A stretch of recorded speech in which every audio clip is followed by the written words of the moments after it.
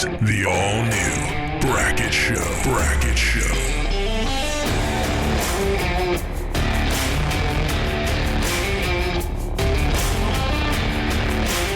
And now, here's Chris Brackett. What's up, everybody? The Brackett Show. This is episode 3. We're rocking and rolling. 1 was fun, 2 was good, but I think 3, I'm more comfortable than ever, and I am here for it with all the people calling in, all the response that we've had. I'm fired up. This is a place where we answer calls for everybody. This is the Brackett Show, Whitetails, Land, and Life. Morning, Chris. Good morning. Good morning. How you feeling this morning? I feel good. I feel good. I got my Land Life mug. Oh, well, that always makes you feel good, right? Handmade by my friend Bethany. Handmade. Oh. Anything handmade is legit. And it tastes better too, I feel like, right? If it's been handmade, whatever you're having it from. Yeah, for sure. That reminds me of the blinds. So handmade custom diamond blinds is what my week looked like this week. All right. I had a dude come out of Missouri and was like, listen, my blinds are good. I need you to make them the best. And I'm like, anything custom, I'm into. So we tweaked some blinds. He custom made one by the Amish and brought it up, and I had the greatest time. And between the miscanthus and climbing up the back ladder into this blind, Jody is going to fall asleep even faster than normal in this blind. Nice. In the here. Darkness. We got to back up for a second, okay? Because you told me this, but we haven't really dug into this. Amish made, okay, so in my estimation, you're going to be using like power tools and different stuff making this. How do the what are the Amish allowed to do? Do you know, like, how does this work? How can the Amish make these? I am not an expert, but okay. I did ask these exact questions. All right, because I'm wondering. I'm sure other people are like, wait, what? So I found out there's a difference between so my friend is Mennonite, or used to be Mennonite, so I got into that a little bit, and because I'm familiar with the AC Church and things like that. And then I was like, okay, Amish, how's it work? Like, I was able to ask, and he's like, well, we have a generator. We have this big generator, able to use the generator. I know that they use air tools a lot, and it's built right in the community, so they're always working. It's like the one thing I noticed about the diamond blinds was everything was like lined up perfect. I mean, like that, it's just perfection. Like they're known for craftsmanship. Have you ever seen an Amish man's hands? I have some of the greatest fans. I thought you were going to say like an Amish table or chair. I was not expecting hands. No, okay. Young men, 20-year-old men. They used to love to come to watch me in Harrisburg and Ohio shoot my bow at the things, and they would come over and they were entranced with the videos and stuff and everything we had. When I would shake their hand, bro, these guys have been working with their hands since they were like 1 year old, and they were just, like they were men. Yeah. So they're making incredible blinds. That's I brought awesome. them up and talking about homemade stuff. So yeah. That's amazing. That's amazing. Well, okay, so we're gonna get into the show. As always, I think we need a little pick me up, a little wake up. I need a wake up call. All right, here we go. Wakey.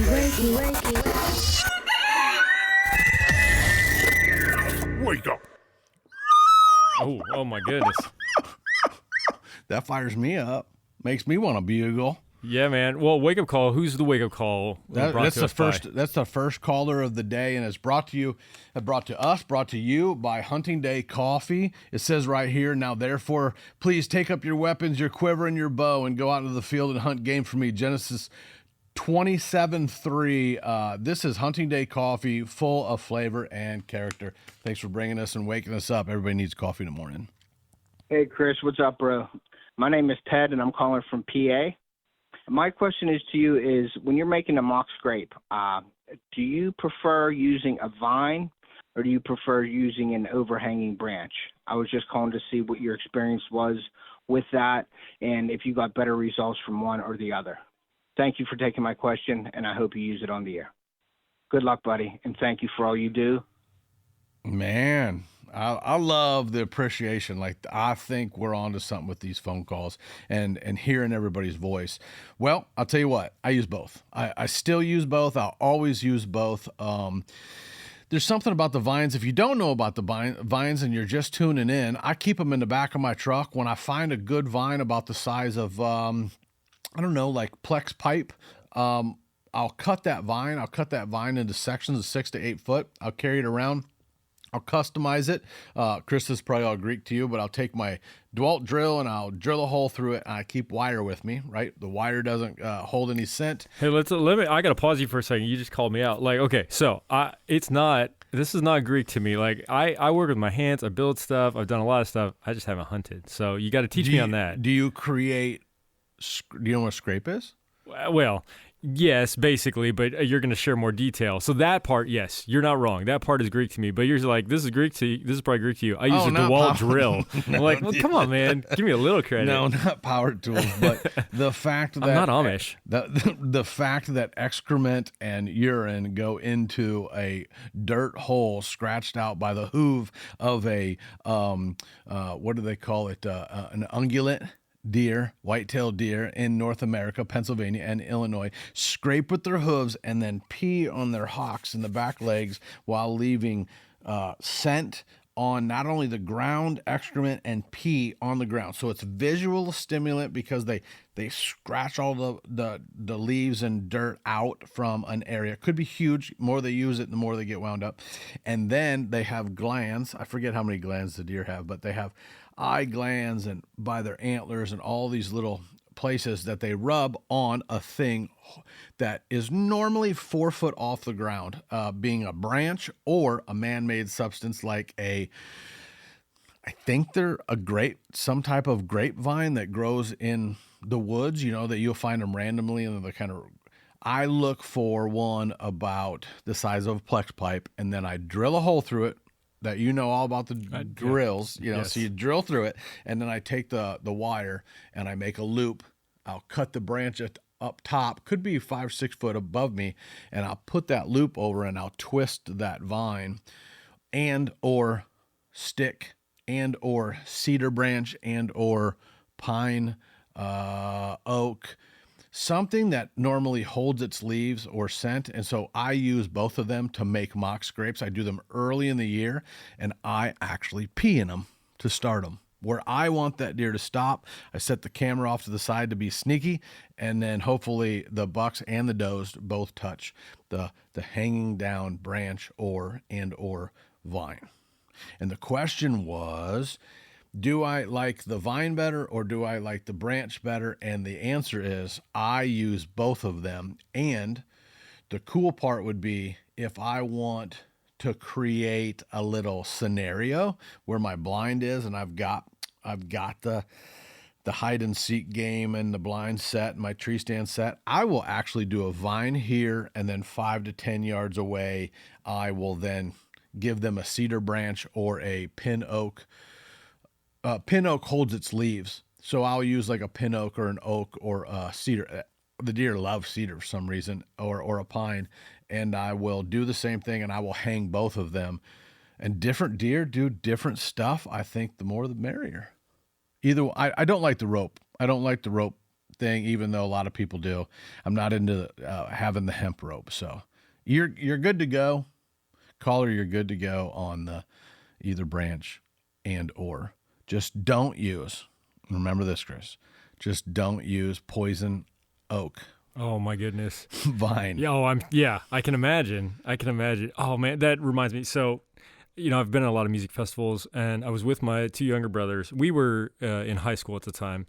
So I should have known better, but we were at this music festival, and my younger brother, he found these different vines, and he's like braiding them into this wreath. He just thought it was really cool. And we were waiting for later in the day when you're waiting for different bands. Yeah, the bands play. They play the throughout better the ones. day. Yeah, and the better ones are going to play main stage at the end of the day. And so we were there. We were actually working the festival, but we were there all day. And so he's making this, and he showed it to someone. We basically had like a campsite set up, and so we're there, and he was like, "Hey man, check out what I made." I was like, "Dude, that's pretty sweet." And then someone we were with was like, "Do you know what you have in your hand?" Oh no! And he had made this beautiful decorative wreath out of poison ivy, and we had all been holding it and looking at it. I cannot even express to you how painful the next week was. For everyone. Oh my goodness. We were just covered. Well, because the minute you cut into that thing or broke it, Exactly. it kept it, and all the more, oil. Yeah, the more it dried out, the my more oil goodness. came out. So yeah, don't do that. That's a little piece of advice, from both Chris's. Stay away from poison ivy, poison oak, poison sumac, any of the poisons. Know your vines. I know of a guy this last year. I did this thing. Jeff. I did not come up with the vine mock scrape. I did not create the mock scrape. I love mock scrapes. It's one of the only ways I use scent in my system. I don't like to go just put scent out in front of me because that means I got to put my human scent out there. But if I can use like an Orby. If I can take deer pee and put them in a thing of Orbeez and throw the Orbeez out of the stand, now that works. But last year I did a video on how to do and take this grapevine, and a guy used a poison ivy. Oh man! And then I felt bad. Like I think I should have had a disclaimer. Yeah.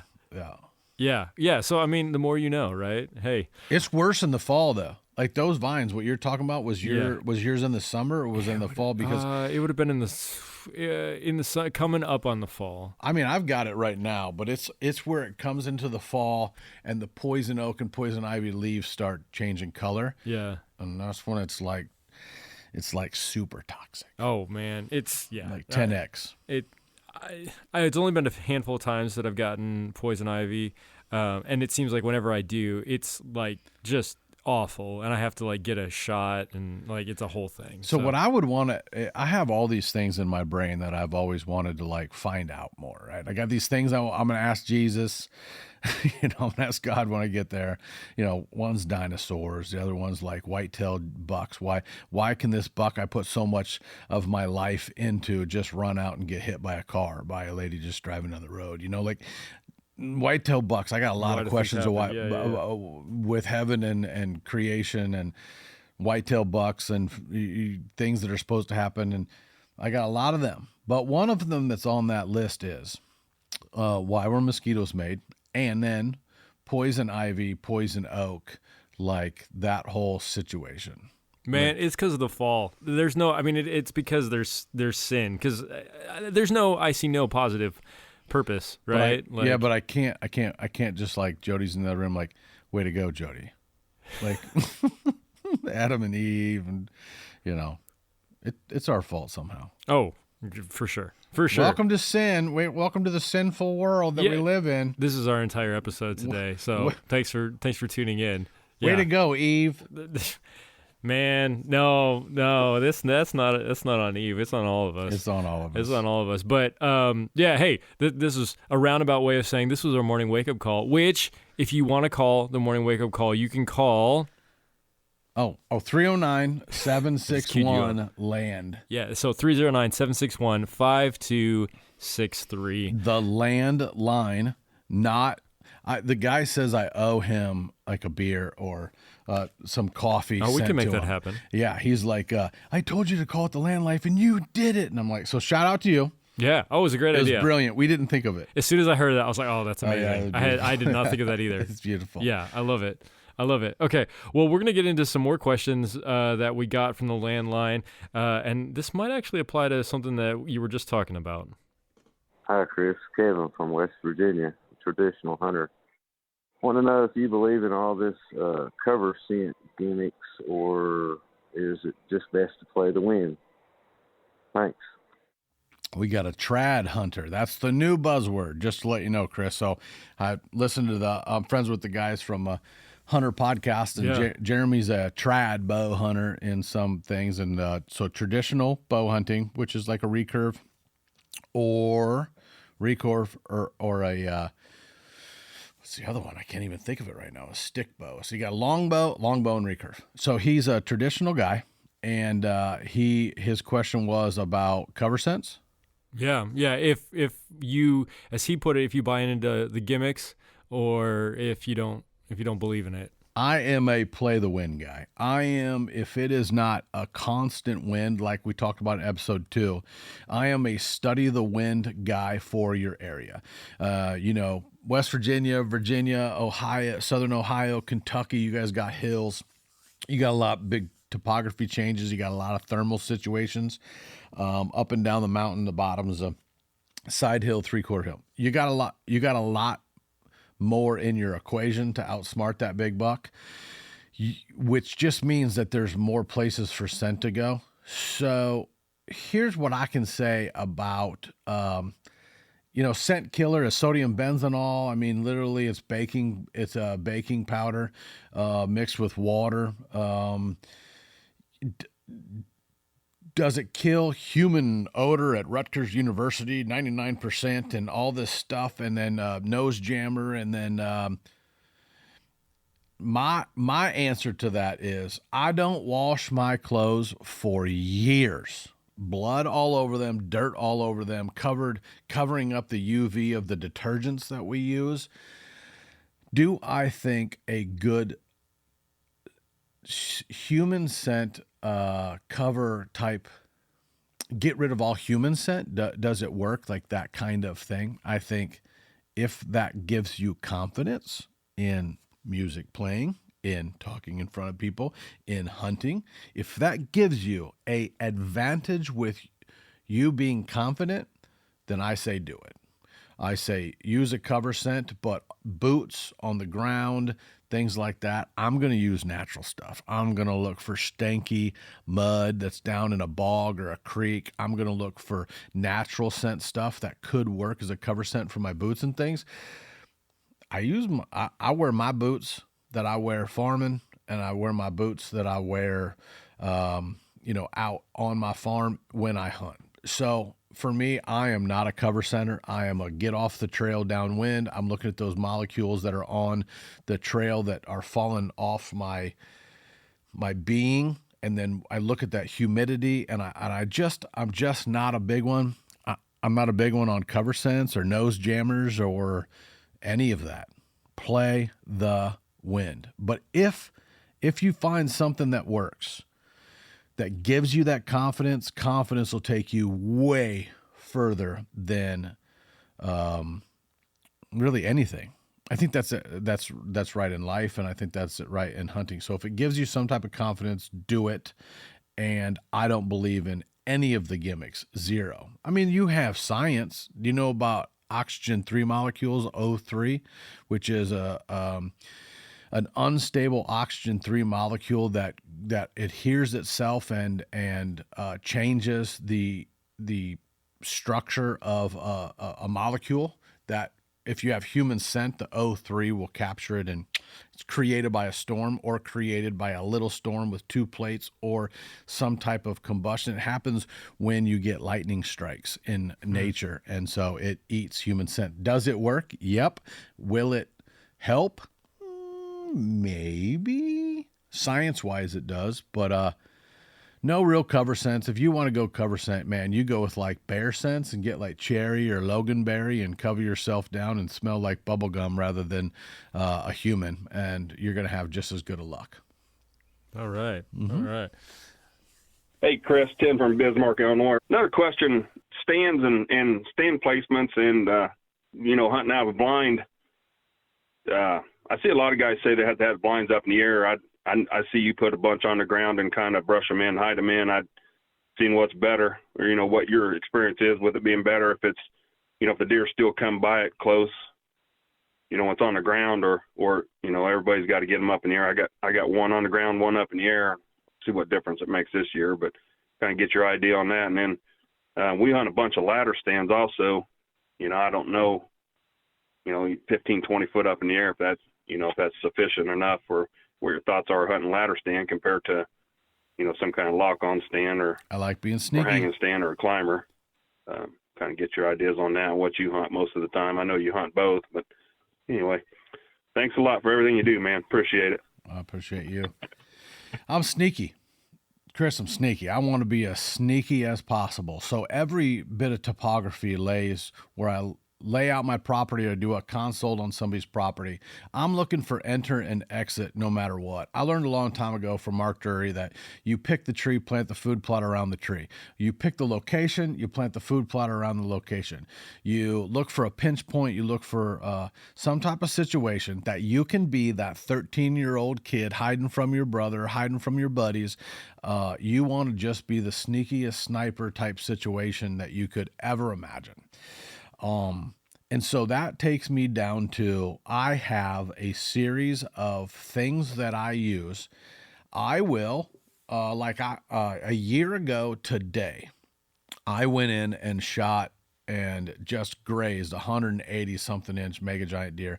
Deer showed up on camera. I knew it had bedded close. I went in there to see if I could see it. Deer came out. I actually got a shot on it, grazed it, and that was a scenario where all the leaves were on, and it was October, and the big leaves were on, and they hadn't started changing yet, and the beans were still up, and I only took one stick in, a lone wolf stick and a lone wolf stand. I got 5 foot off the ground, and I just hit on the side of the field with the wind in my face. I would rather be hidden either lower into the ground. That's why I use the blind turtles, and I put a blind turtle is a blind that it's all plastic. I put a truck bed bungee spider system over, and then I make it disappear, and I cut a hole out, and I only hunt 90 degrees in front of me. That's a big deal. I think hunting 90 degrees in front of you rather than a 180 or even a 360 is very important to outsmarting. My greatest strategy for killing Boone and Crockett whitetail deer is to make a plastic blind, like a blind turtle, disappear, that humans can't even see it, and then have that wind in my face and be able to sneak into the back of that blind and sneak out of the back of that blind without having to climb up 15 feet or climb down 15 feet. Because the only thing that climbs up a tree is a squirrel, rabbit, and then a predatory big fat hunter like me, right? Like, so those are the only 3 things.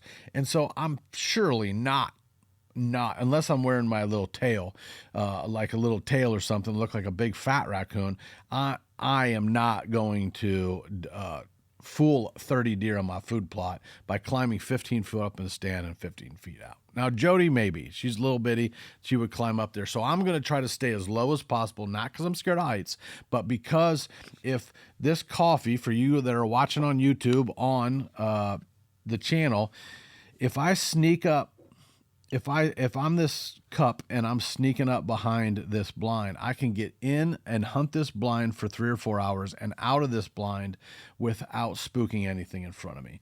And that is the main strategy. Whatever it takes to be sneaky, I'm in. I'm going to strategically, I'm going to strategically set my stands in places where I'm using, whether it be a 10-foot ladder stand or a blind, and stay low and off the trail hunting 90 degrees in. I think the part where most hunters in America fail is somebody along the way, without having a buck Bible, like without having a Bible with the gospel in it for our lives, without having a buck Bible that maybe one day we need to create, but I do create that on my consults. But every consult I go to, every farm I go to, there is a guy with a 20-foot ladder and a stand 20 foot up in a tree right on the X where the deer are. And he's hunting around him. He thinks most of the deer are going to come from this way, but he's okay with deer coming from, and he'll get to hunt it 3 or 4 times. That's really a good hunt. And then it dissipates very fast because he's blown up the area. For me, I'd rather be, I don't mind that strategy, but you have to back off of that 30, 40, 50 yards from that X downwind and enter it and give the deer their zone. That's what I teach in consults. So the same applies for that blind off the X and that low ladder stand off the X looking into where we're hunting. It's like a bowling alley. Like you can't, like you could, but you have a line that you bowl at, and the pins are down here, just like a pitcher and a catcher. You pitch from here and catch from there and hit from there. When you put yourself, it would be really tough to have that pitcher standing on that plate, pitching to a hitter, swinging on that plate. Like it would disrupt everything. And the same thing goes with hunting. You have to back off to keep the element of surprise. So back off with those blinds, get them 6, 7, 8 feet off the ground, get rid of the 15 and higher. And then put those blinds on the ground, hunting 90 degrees in front of you. you can have those stands lower when you change the way you hunt. And that's what the consults that I go to people's farms. I change the way they look at the painting, they look at the topography, and they look at the land they're hunting. So that's my strategy. All right, here we got another question. Okay. Hi, Chris. This is Brian, Western Kansas, longtime fan and now a client. Question for you is around feeders. And over the years, I've tried to remove feeders as I've built a food plot program on my farm. But as the neighbors have started running more and more feeders, I feel a little pressure to try and add that as an attractant. My experience has been those mature bucks don't necessarily like to come into those feeders, and there's a negative impact for trying to hunt them, getting in and out of them. And so I just wanted to get your thoughts on, running feeders when your neighbors have feeders as well versus trying to just have the best food plot you can, and what your experience is, and if there is still a benefit to running feeders. So appreciate you and all your content. Thank you very much for consideration, and God bless. Oh man, I love these calls. Thank you for the question. I'm going to take a page out of Lee Lakosky's book right here, right? It goes with food plots back home in Illinois. At the end of the day, your feeders are full of protein, but probably more like corn. Corn is candy. Corn is what they're attracted to. Here's what I would say. I would look at feeders in a category that falls into something like Jared at Hunter Podcast is trying to do. He's running trail cameras. He's doing all the advantages that he can there, cellular cameras. Jeremy's not. Jared is.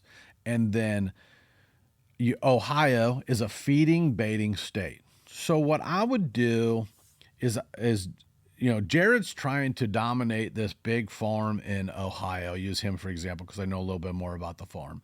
And he's trying to implement the food plots and the water holes and the strategy and whatever.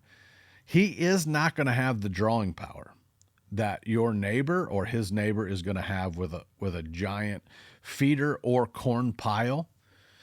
And so I would use the feeder or and when I say feeder, I'm not talking about spinning feeder, dumping feed out. I'm talking about, like, let's say a big trough. I'm going to say if I had to do something like Lee Lakosky does. So where Lee's house is, the farm house that I used to hunt this farm where they live now.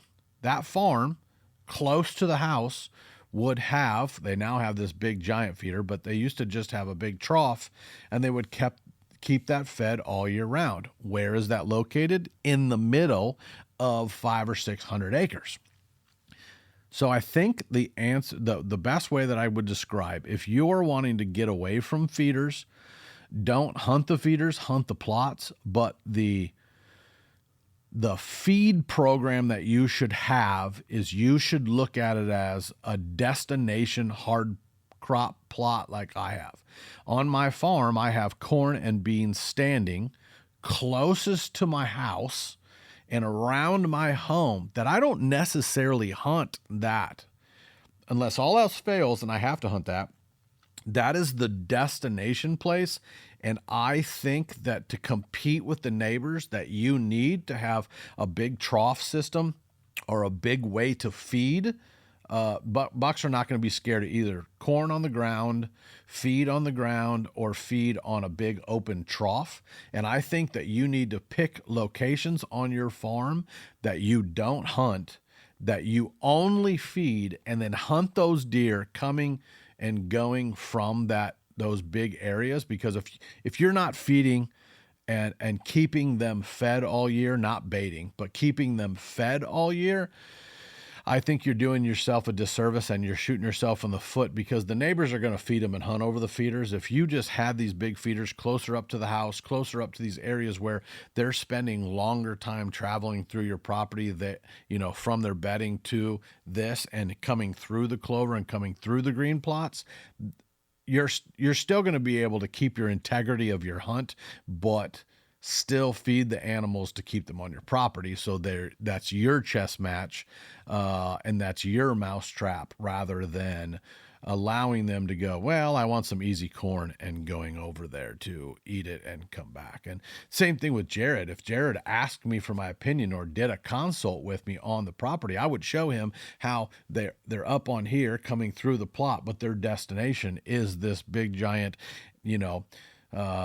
trough type feeder where they're getting fed, and they know that food is there from January 1 till January 1. And I think that's a great strategy to keep your integrity, but also feed the deer on your farm to keep them there. Cause that's the goal. Keep them on your farm. You can't hunt them if they ain't on your farm. So I know, as you were talking about like feeders and things like that, I also know when talking about food plots and planting different stuff, you have some people that you've worked with. I see that white gold that's right by you. I know you shared before, but what would kind of be some recommendations for things you should plant or what you should do, maybe even this time of year, thinking about next year? Yeah, I mean, if people don't know, what I do is I plant food plots and have, a master's degree in food plots, PhD in food plots from learning from other people and making mistakes for the last 20 years. This is white gold strike mix. It's got an alfalfa blend with clover. I've got some clover rush back there. It's one of the biggest clover leaves and big white perennial 6-7 year, don't have to plant for 6 or 7 years. Easy to plant. Things like that is what I teach on Instagram and Facebook and on YouTube. Utilizing clover plots that are frost seeded in March is my number one go-to. I create those green plots that they walk through and they munch on, and they're easy for their stomachs. One of my favorite things to hunt over first week of December, you wouldn't think of it, is big, lush clover plots, perennial clover plots. And then I try to move them through like a white gold fever type radishes and turnips and rapeseed and collard greens. And then I try to get them to a corn or a bean, which would be in this feed type scenario. It doesn't matter to me if it's a standing 3-acre cornfield that I planted like I did in my front yard and at my other farm, or at the 3 farms that we've got, or if it's a giant truck that spilled 10 tons of corn there as a feeder. I still want them to eat there and then go back to bed so they don't go to the neighbors.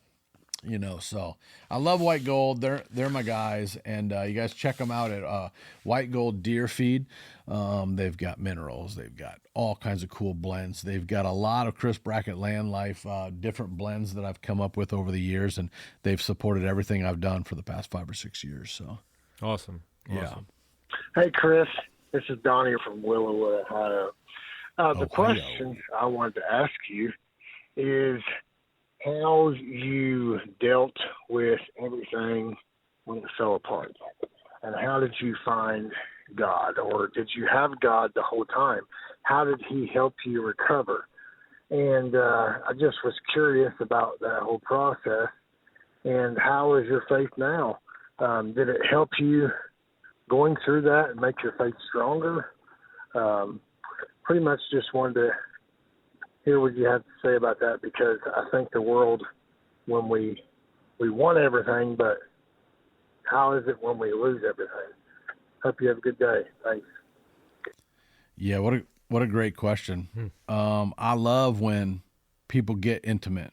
Well, it's one of my greatest desires is to get intimate with folks. My greatest is and my greatest blessing has been to be married with my wife and try to explore intimacy, not chasing each other around a cornfield like a buck chasing a doe, but get intimate with feelings and vulnerability and growth through adversity. And brothers are built for adversity, and that's kind of even trying to make this happen. We can try all we want, as much as, we didn't know if we could put this, the Brackett Show together to, explore knowledge and men, broken men mainly, because we're not women, right? So we're not trying to teach women. If we feel that if we can bring enlightenment to the kingdom through deer and talking about coffee and talking about men, iron sharpening iron.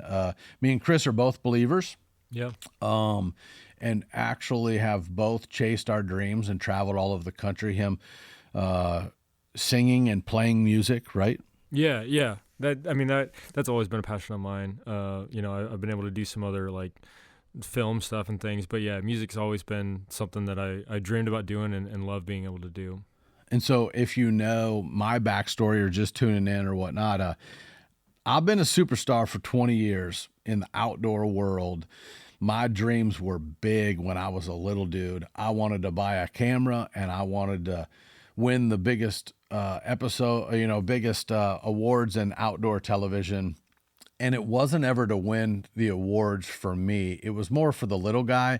I wanted to share my adventures. So if you've ever wanted to look up what happened to me or my rise and fall and then, climb back to the top of the mountain, you can look it up on the internet. I will talk about it a little bit here. Hunter Podcast has a great 3-hour episode of everything that I felt like I needed to say after years and years. So I started a show called Arrow Affliction. I had another show called Fear No Evil. There were top shows on the Outdoor Channel and Sportsman's Channel. I did Top Shots and Sons of Gun on Discovery and History Channel. And I had agents on Rodeo Drive in Beverly Hills. I've been a part of some incredible shootings of Top Shots and just I lived every red-blooded American guy's dream. $10,000 tables at the Hakkasan in Vegas, celebrating my Golden Moose awards that I won, flying on jets all over the planet. Zach Brown from the Zach Brown Band paying me to license my name to do shows like Fear No Evil. Jim Shockey offered me contracts to license my brand and me turning it down. And really what I wanted to do was my art. What we're doing here, just a vision of touching people's lives and being able to just do really cool artsy stuff with my right brain. Well, through all of that, I was never into drugs or alcohol. I was really just into killing stuff, making cool TV, and influencing before influencing was cool, right? I just wanted to share everything I was doing, share all my knowledge. Through all of that, before I was famous, I was in a situation where I just killed stuff. I should have had more reverence and more, wasn't love. I loved whitetails. I loved turkeys. Like, I loved them. If they would let me pet them, I wouldn't shoot them. So if I had a big buck, Chris, that would let me pet him, I wouldn't kill him. And I've said that a million times. But since they like to run away, the only way I get to pet them is to hunt them and kill them. And then I get to have the walls on my, the heads on my wall, and I get to play with the antlers, and I get to eat the animal and relive the stories every time I see the antlers on the wall. And so through all of that, I had got desensitized to killing deer. Desensitization comes from too much of a good thing in any facet, in chasing girls, in drugs, in alcohol. A lot of those things, the church and society has a solution for us, right? We have places that we can go to get away from these things, self-help places, addiction places, whatever, right? You don't really have a place to go for addiction to deer and killing deer and the bloodthirstiness of what that is. You definitely don't have a place where people understand that you operating on a high level of, Daryl Strawberry is one of my friends. He's a pastor now. He was doing it. He was snorting, or I think he snorted 8 balls. I don't know. He was doing piles of cocaine and hitting home runs and chasing women. And, his wife now that is side by side with him in his ministry came into a cocaine crack house and drug him out of there and loved him through that. And Christ came into his life. And I've had a chance to sit down with him at men's groups by ourselves. And he was, entranced by my story and the similarities between us, and where I didn't have the drugs, but I had an addiction to what the pressures of the limelight of killing big deer and what came with that. And as that happened, I shot an extra deer. And when I say I shot an extra deer, I left Indiana with 2 tagged animals. I shot 3 deer in Indiana in a week-long hunt. The first deer we didn't find. The second deer I shot, it ran off like it wasn't hurt. And then the big buck that I was after stepped out. And because I was just didn't really care, blasé, whatever, I shot the third deer and killed him dead, took care of him, looked for the other one, couldn't find the other one, found it like a day later. Cameraman had a tag. We had already previously had a tag because we always had cameraman tags to film the thing. We tagged the deer. And it wasn't like I made anybody do anything. We tagged the deer, threw him in the back, headed home, mounted the deer, ate the deer. Some little details in there. That's not a big deal. But overall, 4.5 years later, a cameraman, producer that I had hired, stole this clip, put it under his computer. And when he was moonlighting and doing crap behind my back, I fired him. He took that clip and took it to the internet. The internet said, immediately expulsion for me. I was just blackballed from the industry, cancel cultured. The feds came to my house. I immediately told them the truth. I had never been in trouble in my life. And prior to the feds coming to my house, me taking my show off the air with the cooperation of the Outdoor Channel, losing my sponsors, losing everything I had worked for 20 years of my life, I had been actively praying and searching for men, and actually aired my baptism at Harvest Church in East Peoria, where I had gone. Me and Jody, that are now married, my wife, had broke up, and I had called her, and I had been searching for information for my life. It didn't make sense. I had seen everything that God had created in the world, but I didn't know Jesus. And I had made it through being famous for over a decade, and through lines of 10,000 people through a week at Harrisburg, standing in line, that would wanted me to sign their babies and sign their T-shirts and do all this stuff. But no one ever told me about the gospel. Nobody ever told me about the love of Jesus Christ and his walk on this earth and me giving my life to him. They never told me about that. I think sometimes those things, that was my path, no doubt. But it's for me to look back and go, there was no evangelism in my life, and man, there is more of a calling for me now to talk about Jesus than it was the years where it led up to that. And so looking back, and not having anyone ever pull me aside, not having my best friend Papo, his dad Roberto, like we were forced to go to church, but I still didn't know the love of Christ, and I didn't know that he had shed blood. I didn't know the story. I didn't know the story of Road to Damascus, and if I was to blind somebody with the last thing that they saw as the thing they hated, and how much that would wreck them and flip their whole life from becoming Paul from Saul, and like things resonated with me, and I died. All of this happened, and I was wrecked by seeking Jesus without knowing the gospel. And I had been doing that actively, naming the show. If you're listening, I'm showing off my tattoo here that says "Fear No Evil" with a sword that literally I was on a plane, and I hated flying. When I would travel all over the world, I was traveling 200 days a year, killing 12, 14 bucks a year, and bears and elk and all this stuff. I was scared to death, living a life that was all about hunting and killing and look at me and narcissistic tendencies, because I knew no different. I just knew that I had to promote myself. Otherwise, the sponsors weren't going to pay me. And if I didn't have the sponsors, I couldn't do my show and the dream. I took very broken humans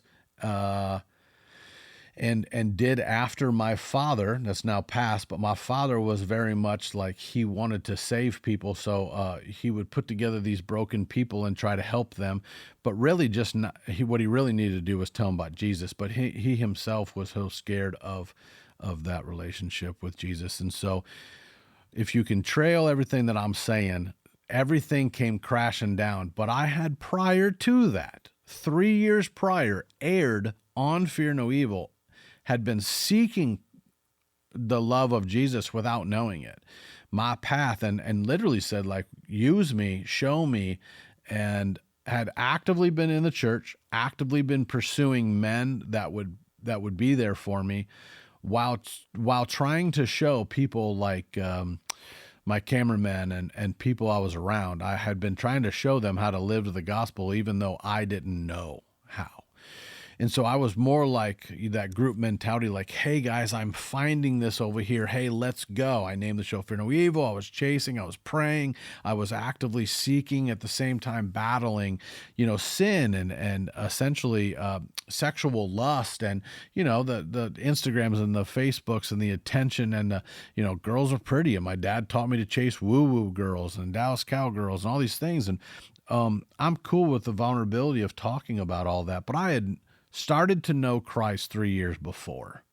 3 years before everything had happened. And the feds came to my living room, and I sat down, broke down. One of the men I had been praying that would come in my life, Darren, he was actually on his way to my house when the feds called me up on the phone. The state called me up on the phone. They brought the feds in Indiana. All the game wardens, 3 game wardens sat in my living room, and I told them the whole truth. I had nothing to hide.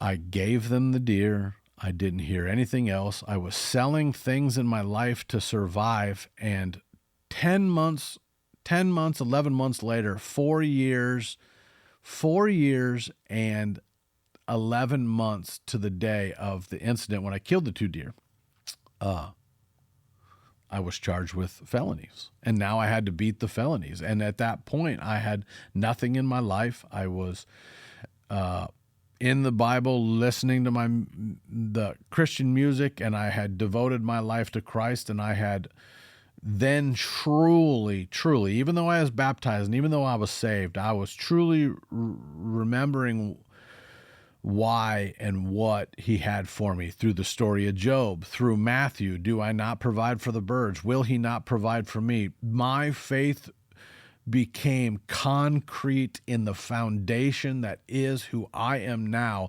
And through everything that happened, I was a changed person. It killed me because it turned my hair white. That downtime just crippled my body, but I knew that this wasn't my home. And so many people were like, oh my gosh, he is just going toward Jesus and he's going to get, he's just saying this. And I don't think anybody realized that I was already saved by the blood. I just didn't know Jesus like I knew him when I had time, that for a year that I didn't travel the world, I wasn't killing anything, and I realized that loving the land and being completely dedicated to Christ, because he allowed, I pled guilty to what I did, and I had and I then had to come to terms with that I was addicted to hunting and killing and TV and all that. So putting that all aside by having a misdemeanor plea and sitting out for 3 years, let me get closer to Christ and let me know my true mission in life, and that this world wasn't my home, and through Jesus Christ was everything. And I slowly then got 10x what I ever dreamed or what I ever did because of the story that he had allowed to unfold in front. And now this is the journey, selling land, helping people, and I know where I stand. Thank you for being so vulnerable and being willing to share all that. You said something that kind of struck me when you were saying, it killed you. And I think about how, like, when Nicodemus talked to Jesus and he was like, how do I get into the kingdom of heaven? And Jesus basically he said, you need to die to yourself. You need to be born. You need to be born again.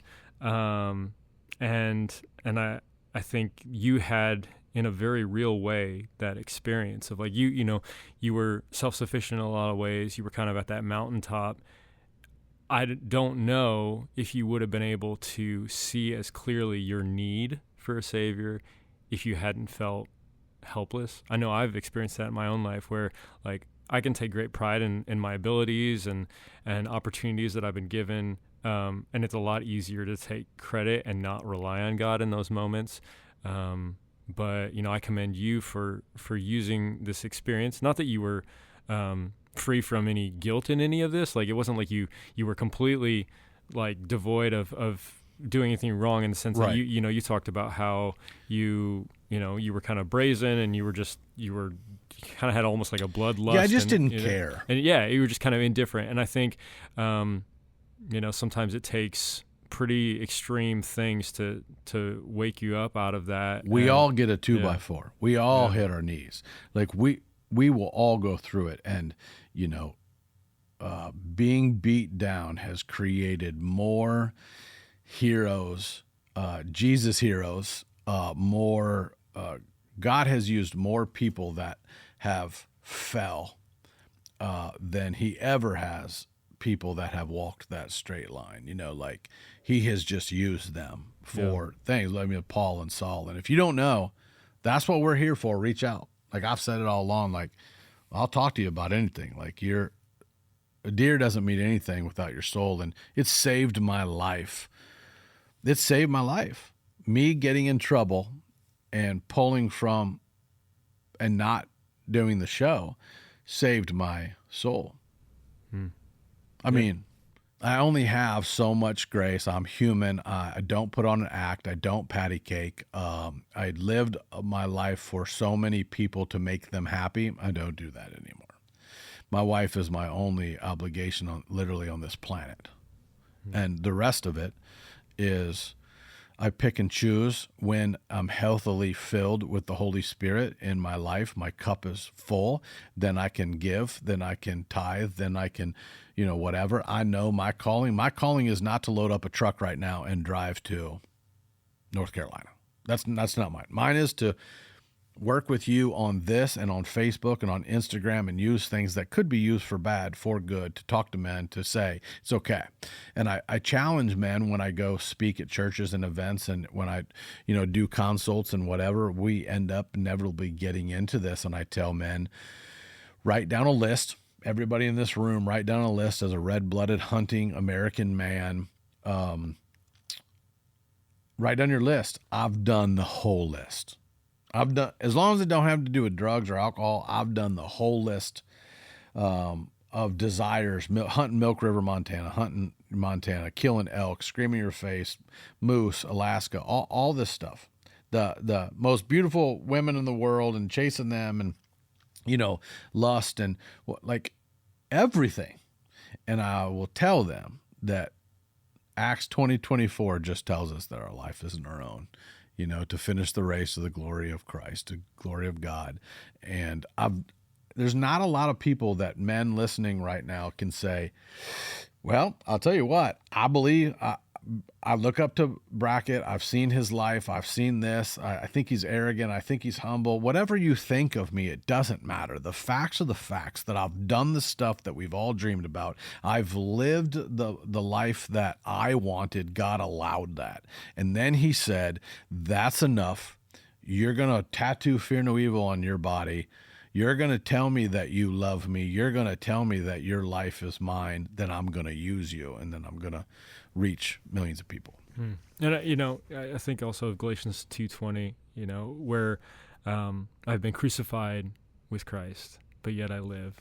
And it is not only no longer I that live, but Christ who lives within me.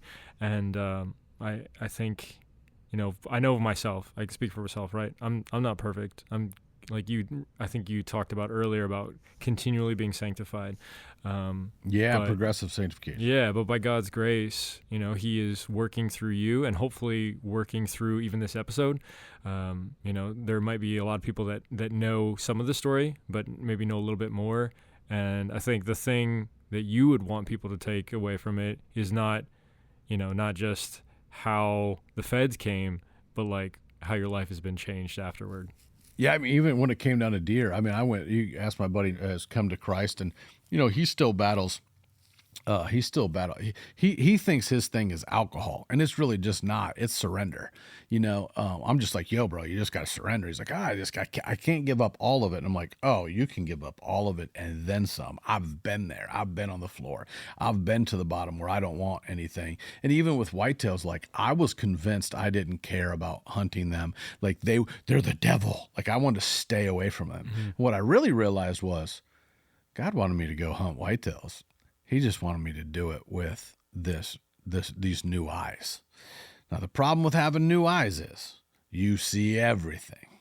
You see the world for what it is. You're not fooled. I mean, it's a blessing and a kind of a, I guess you'd say curse, but it's more of like tongue in cheek. But not having kids, us not having kids, and then embracing that and going like, oh, I wanted kids. And you're like, that's not your path, and you just go like, what can I with humbleness and with consistency and with this, do you go like, I'm an absolute disaster every day. Every day I try to not punch somebody in the face. Every day I try to not lose it. All day, every day. That is being a Christian. Knowing that he's there, and even your phone call yesterday to say yes to this project and let's trust in God is, I had 3 phone calls. It was like bang, bang, bang yesterday. And then my friend came and hunted with me. And it was like, I answered the first call and looked up and was just like, thank you, Lord. Like, I don't know what you did. And it was 30 seconds. You text me. It was like, okay, let's film more episodes. Let's do it. And I was like, whoa. And then minutes later, my friend Luke, but it all had come from me, sitting with my wife and going like, we have all these, we have my mom, my mother that passed recently, my father that passed only a couple years ago. We have these cars. We're trying to get our life. Like, what do we not need? Cleanse our life, praying through it, battling through it. And literally I just had, some money, and I said, hey, just take this money and go, and let's just move in one direction. Let's have faith that God's in this. And like, let's not overthink it. Let's just start moving in a direction, and he'll guide us from there. And like, just start like kind of pushing on doors. Like, people say stuff, I get questions like, man, do I got to give up weed if I follow God or the gospel? And you're like, no, smoke it up, bro. Smoke it up. Meet me at church. God will take that off your heart. Like, God will take that addiction, right?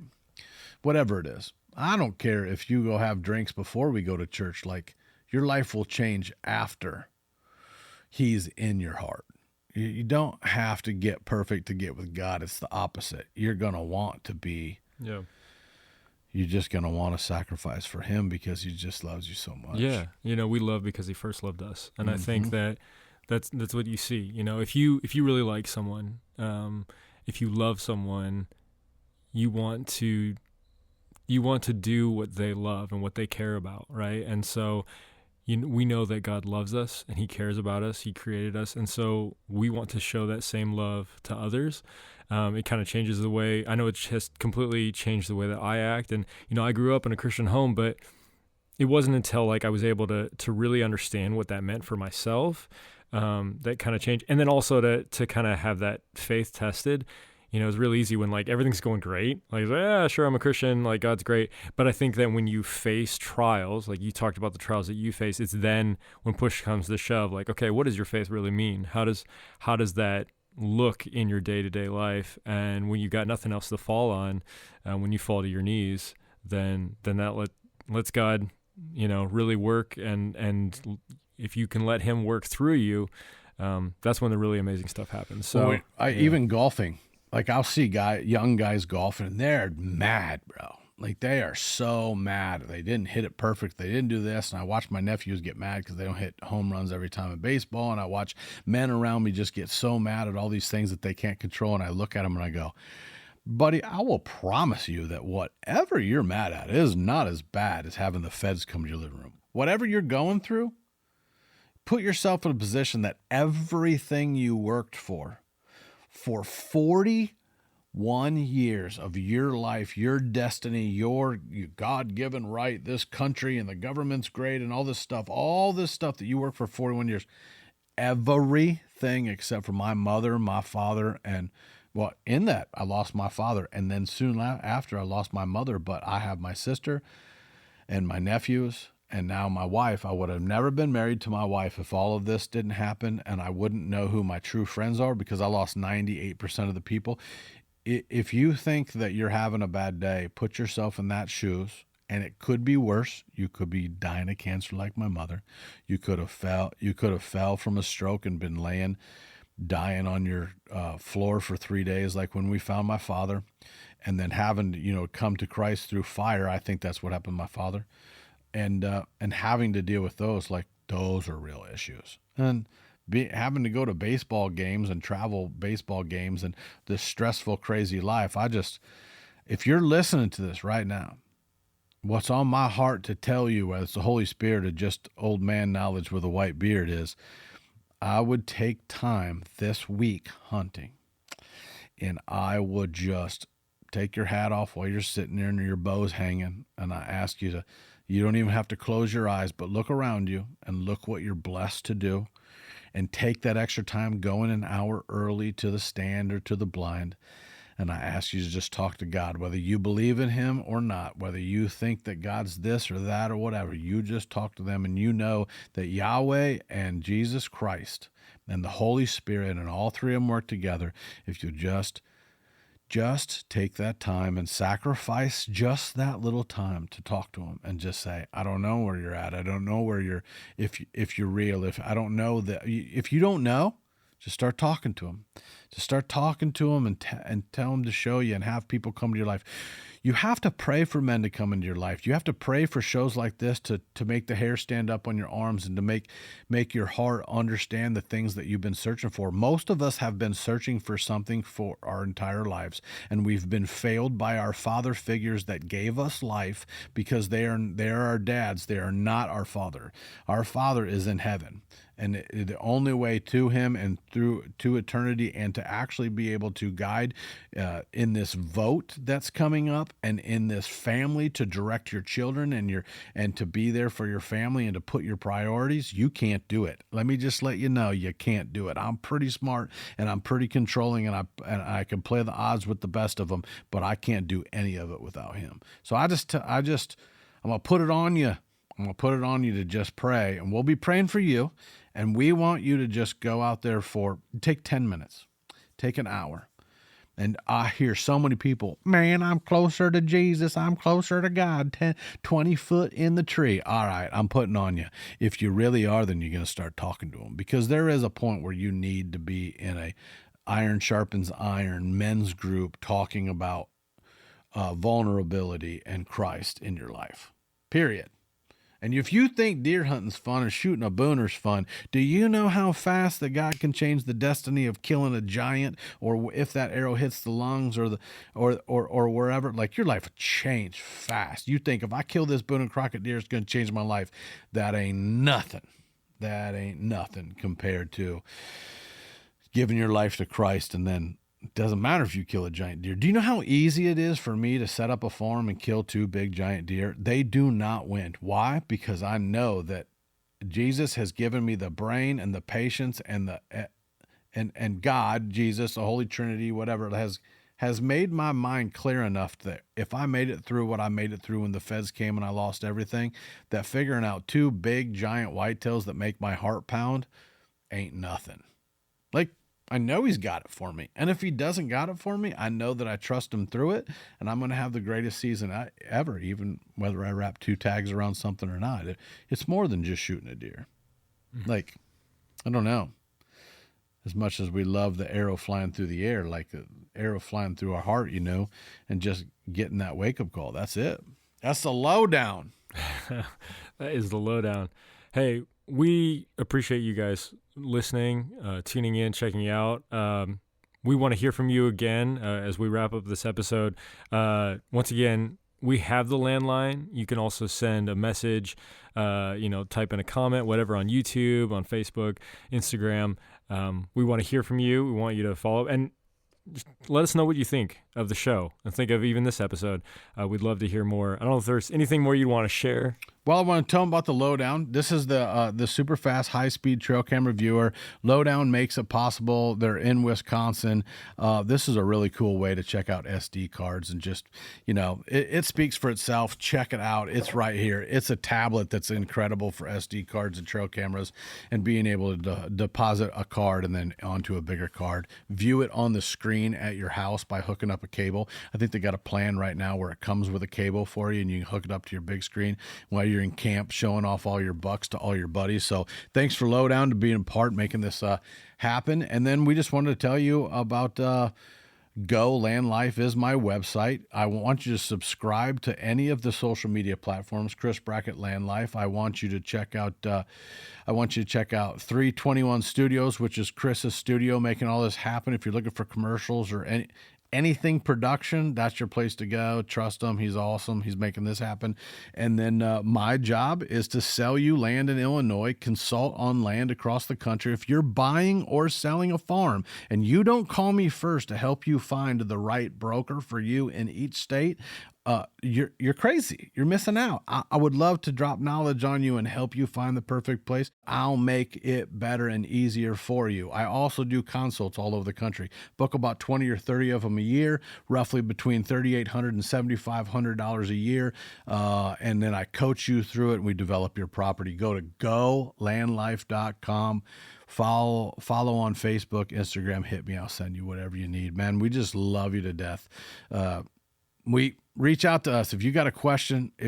I have dealt with so many people with addiction and so many people at the edge where they just don't know what to do and don't know where to turn. Send me a message. I get every single Facebook message. Just send me a message, man. I can't save you, only Jesus can, but I can tell you where to go stand and look for him.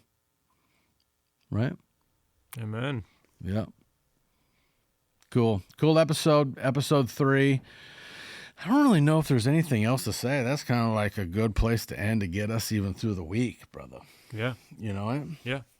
No, I feel you. Hey, thanks to the wives. Mine's in here. Yours is working today with the kids, and we can't do it without our family and friends. And anybody wanting to support this program, we're looking for support in any way. We'll do special things. We can make anything work if you fit our demographic and where we're at. I think it's a great partnership. So reach out. Thanks, everybody. Till next episode, see you on YouTube, Spotify, and Apple Podcasts.